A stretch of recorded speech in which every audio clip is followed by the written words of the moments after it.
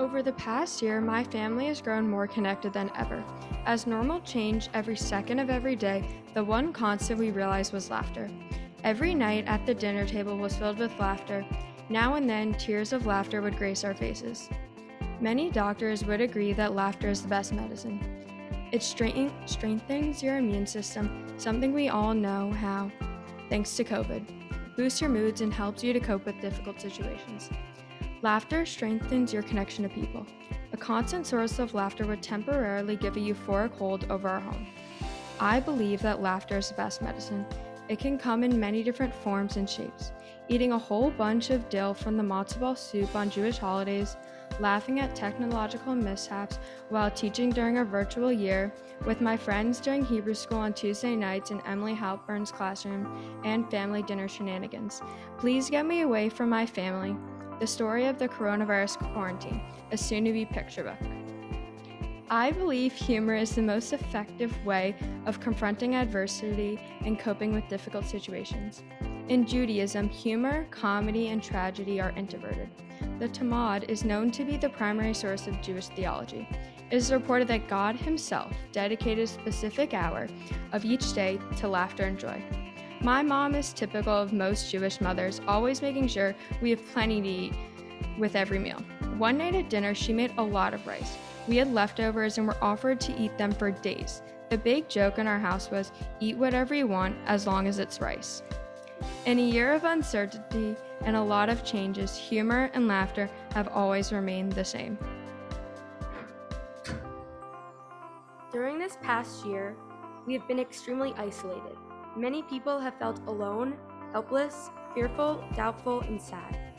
Now more than ever, I believe in the power of compassion. Noticing the people around us, seeing their struggles, acknowledging that they are not alone, that they are strong and beautiful, that they are capable of greatness. Simple acts of kindness can change someone's day for the better. Everyone is capable of having compassion. I have always considered myself to be someone who is compassionate to others. I know what it is like to just put on a face to make others feel as if you are okay, as if you aren't struggling. I put on this face even when inside I felt like a burden, worthless, and undeserving of love. I didn't want others to see me struggling. I didn't want to worry them while inside I felt hopeless. This is why compassion is needed. You never know someone's story. Often they are too afraid to share. But by listening to each other and having sensitivity towards one another, you are sharing that you care about someone's life, that they are important. Due to this pandemic, now more than ever, people are feeling lonely and afraid. We need to reach out to one another in order to grow and lift each other up. When thinking about a personal example of me being compassionate, to be honest, I struggled a little. I realized that a lot of times I'm compassionate without realizing it. I always reach out to my friends to check in on them. Since I'm currently at boarding school, I tell everyone that no matter the time, they're always welcome in my room if they need to talk. Whenever I'm in my room, I always leave it unlocked in case I can't hear people knocking. Last term, I had a friend who lives on my floor. She knows that I struggle from panic attacks and that she can always come to me. So one night, around 12, she knocked on my door, but I didn't hear her, so she walked in. I immediately woke up and helped her focus on her breathing and using distracting techniques that I've learned. I asked my school group counselor what it is like when I'm compassionate to others. She responds to me with, when I'm being compassionate, not only do I listen to what the people around me have to say, but I hear what is upsetting them. I try to help them to the best of my ability. This is what compassion is. Sometimes during Hebrew school, when they called attendance, we would say hineni, meaning I am here. I am here for you, and I'm trying to be there for myself as well. At this moment, all I know is that compassion is necessary, and the powers of it can change someone forever.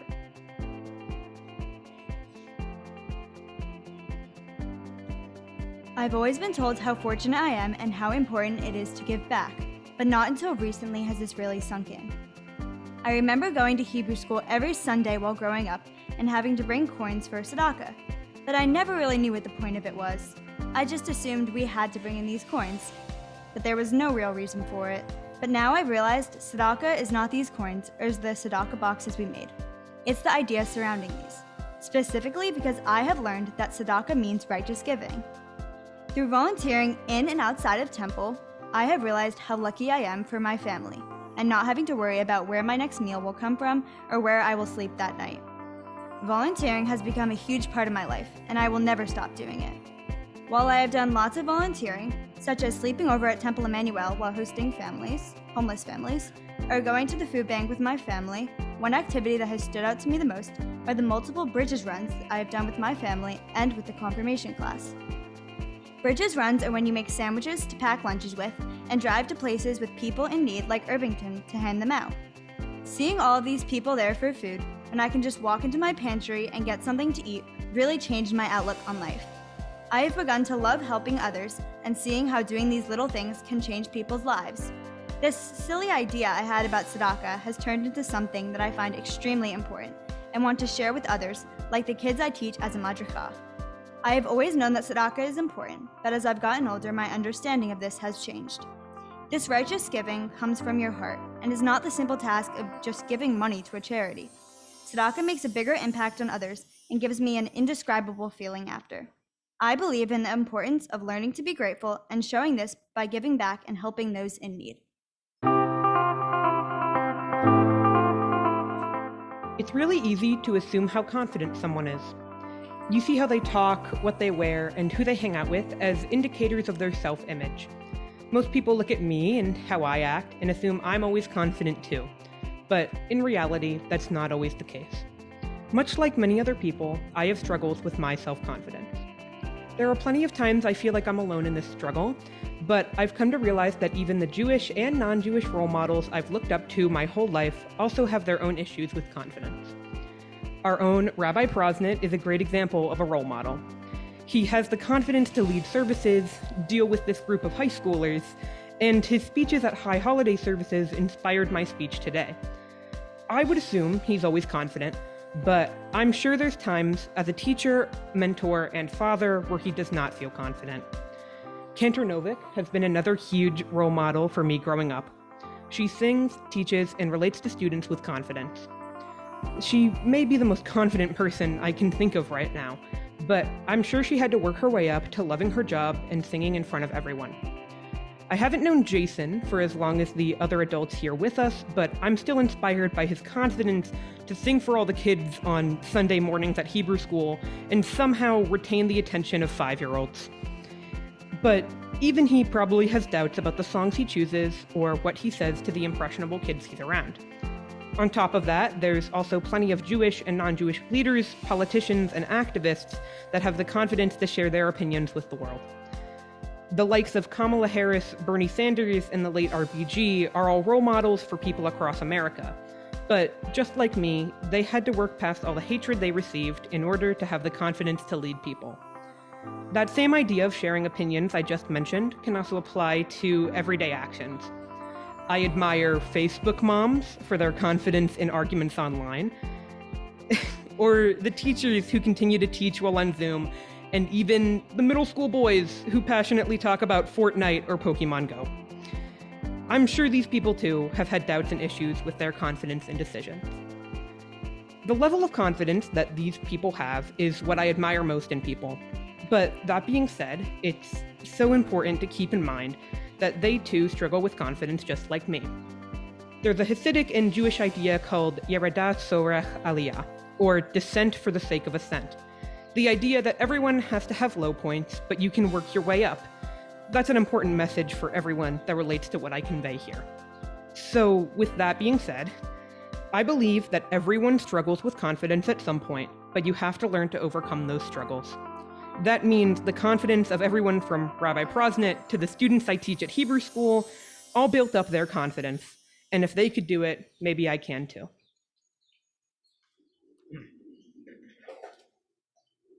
Giving is what it means to be alive. When one chooses to be proactive or simply to do something with their life, one is also giving their own time and energy. People do this for themselves and therefore give something to themselves every day. And still, people, including you and me, frequently go out of our ways to support others. Sometimes others seek support, while other times they may not ask. I try to give either way. I've given friends help when they're stuck on simple matters such as work. When someone I know is having a difficult day, and I recognize that, I will give my attempt to comfort and cheer them up. Some people consider giving the art of reaching out to those in need. When I was younger, I went to religious school here at Temple Emanu-El. Often, I gave money for something known as tzedakah, a charitable giving, and often it's seen as a moral obligation. I didn't know this at the time because I was pretty little. Even so, to me, it did not matter where this money went. My only hope was that I was helping real people. Around this time, I donated to a charity sponsored by the Jewish Federation here in New Jersey, and later I helped bag lunches for a senior citizen facility. I didn't know any of these people, but still I was giving to make a difference, a potential positive impact on the world. People give for the greater good. I've given to help those I know and those I do not know in many ways, but we often don't appreciate everything we give. A person may be generous for the sake of being that, but giving in itself is different. Giving produces a change, a difference, and infinitely more. One may not even want to give, but still they end up doing it. Every little thought or action counts. I believe in giving.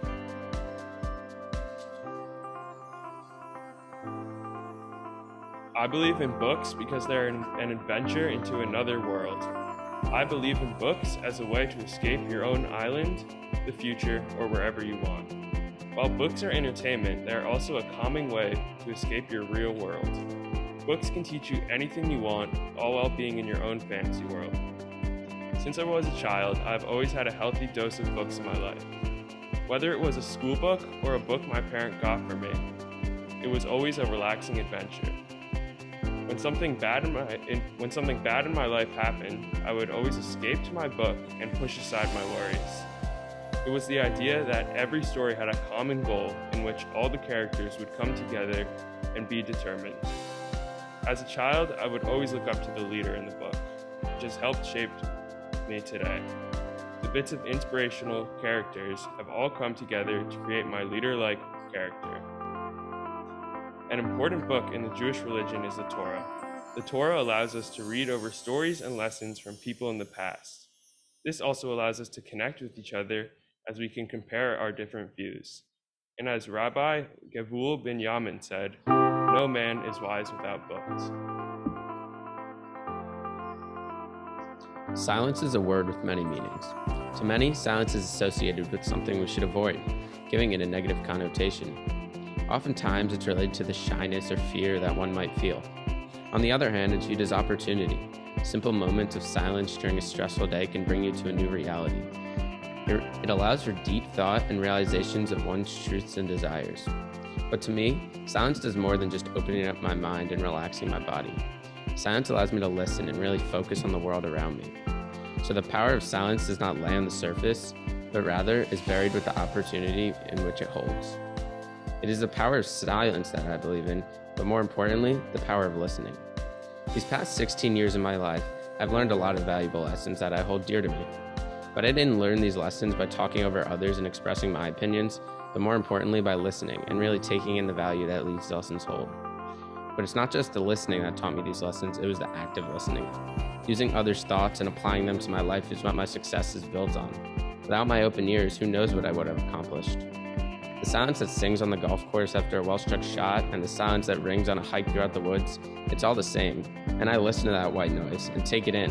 I embrace these moments, but not just embrace them, but with silence I can learn from them. Another silence which really soothes my soul is one you're all familiar with as well, and it's in our temple, that moment of silent prayer. But why is silent prayer different than our chants each Saturday morning? It's the silence that strengthens our connection with God. The silence that allows God to listen to us and for us to listen to God, but most importantly, the silence that connects us to one another. Every Sunday, I remember coming into Hebrew school and going to tefillah with my friends to sing. The song that stuck out to me the most was the song B'Tselem Elohim. B'Tselem Elohim means that all human beings are created in the image and likeness of God. Over the past year, I truly realized the meaning of this song. I spent a lot of my time over the last year volunteering at the temple and attending programs that were held to help people in need. I've spent my time also working as a madraha in the Mayon Vet program, working with kids that struggle with developmental delays. From doing this, I became a part of a community that has allowed me to open my eyes and see that not everyone has it as good as I do. I have realized that no matter what someone else is dealing with, you should treat them equally and the way you want to be treated. To me, B'Tselem Elohim means that we are all equal and deserving of respect no matter what we look like, where we come from, or what we're dealing with. The confirmation class of 5781 has chosen our class gift as a new tree for the temple that will be planted in the refurbished courtyard across from the sanctuary. The purpose of confirmation is to grow your inner Jewish identity, similar to how a tree grows over time. At Temple Emanu-El, we have grown into young Jews who have become more in touch with our identity over the years. I'm looking forward to coming here in years to come to show my children and family the tree planted here. We would like to thank everyone for being here tonight. Whether it is on Zoom or in person, I know I speak for all of us when I say that it has not been an easy year, but it is all worth it to be here right now. We are so grateful that we could gather with some of our closest friends and family in person while having others over Zoom. It was a lot of fun putting this service together, and I have learned so much throughout confirmation. Shabbat Shalom, and thank you again.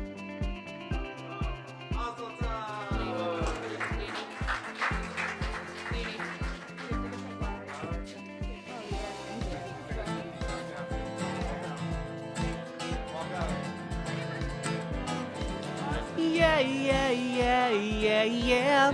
Awesome, yes. Yeah, yeah, yeah, yeah, yeah. Yeah, yeah, yeah, yeah, yeah. Yeah, yeah, yeah, yeah, yeah. We all want a truth to find. We all want to speak it well. Just open your heart, let it out. We all got a mountain to climb. We all got a truth to find. Just open your heart, let it out. Yeah!